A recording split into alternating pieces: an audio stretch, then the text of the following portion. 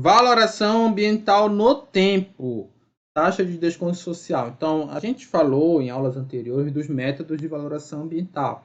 Acontece que é o seguinte, esses métodos, eles, no geral, eles estimam o preço de um bem ambiental, um recurso ambiental, no presente.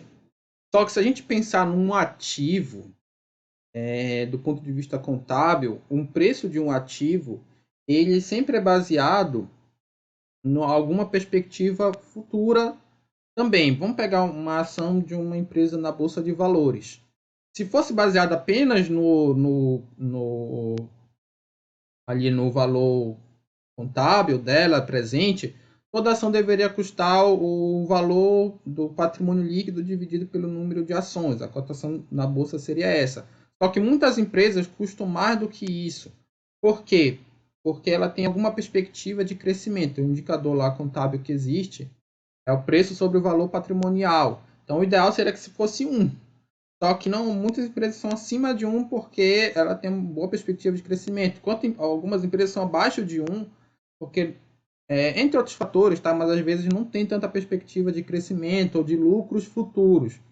E a gente tem uma aula aqui no canal, que é a aula de análise de investimentos, em que a gente fala que essa projeção aí de ganhos futuros e transformando isso para valores presentes, a gente faz através do método de análise de fluxo de caixa.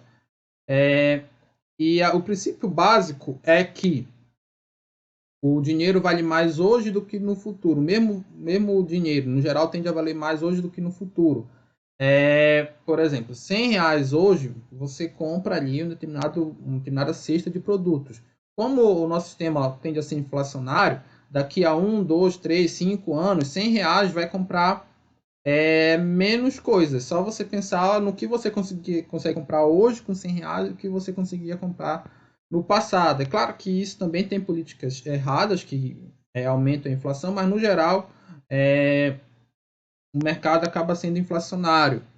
Então, e sem contar que R$ 100 hoje você poderia estar investindo num título público que está rendendo aí um dinheiro para que no futuro já valesse mais de R$ 100.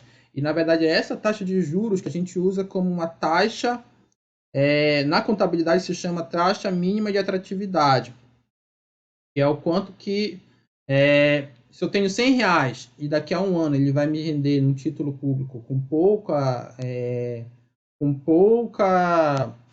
pouco risco, R$ 10, para eu ter um ativo que vai me proporcionar alguma renda futura, mas tem um risco, por exemplo, investir numa empresa ou no negócio próprio ou numa empresa da bolsa, eu tenho que ter um retorno em um ano de mais de R$ 10, se eu estou pensando no curto prazo, claro. Porque se for menos de R$ 10, mas antes eu comprar o título público. Então, essa taxa aqui no Brasil a gente usa por convenção a Selic, pode ser outras, mas no geral se usa a Selic, que é a taxa de juros básica da economia, é chamada de taxa mínima de atratividade. Tudo isso a gente já viu aqui no canal.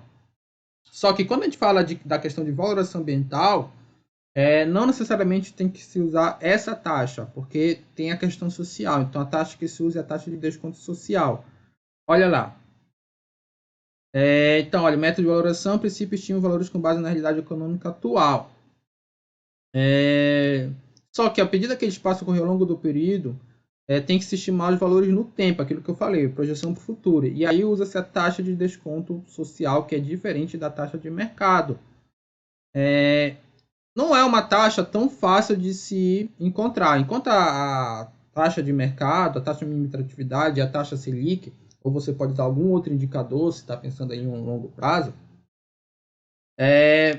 no caso da taxa de desconto social, não.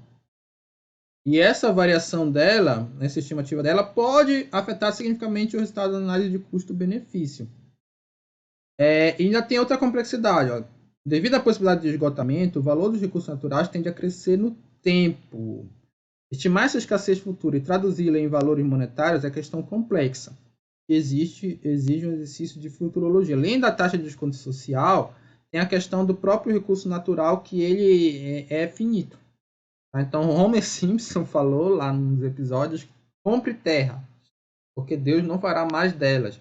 Então, como ali as terras são finitas e a população humana tende a crescer, você sempre vai ter mais demanda por terra e elas vão ficando mais caras.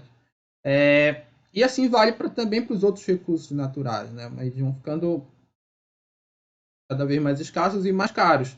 Então isso tem que ser levado em conta quando a gente pensa num ativo futuro. É diferente da gente pensar num ativo, aliás, e projetando para o futuro, né? Num ativo natural é diferente de um ativo tradicional contábil. Vamos pensar no carro como um ativo. Para o futuro, aquele carro vai se deteriorando. E aí o valor contábil dele vai diminuindo. Agora vamos pensar que você tem como ativo uma fonte limpa de água aqui, que você pode usar ela para venda de água.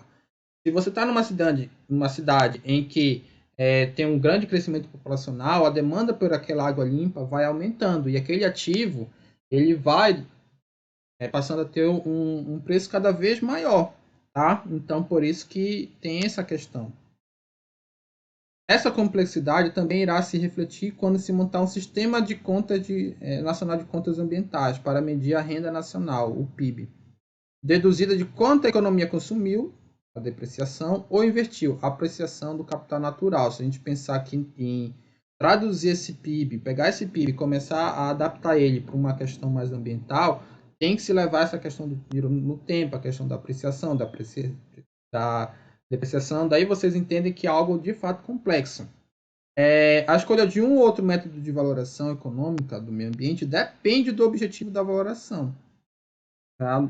E de outros fatores também, das hipóteses consideradas, da disponibilidade de dados e do conhecimento científico a respeito da dinâmica ecológica do objeto em questão, né? Porque de tudo isso aqui depende também, inclusive, aí de fatores políticos. Então é isso, pessoal. Espero que tenham gostado.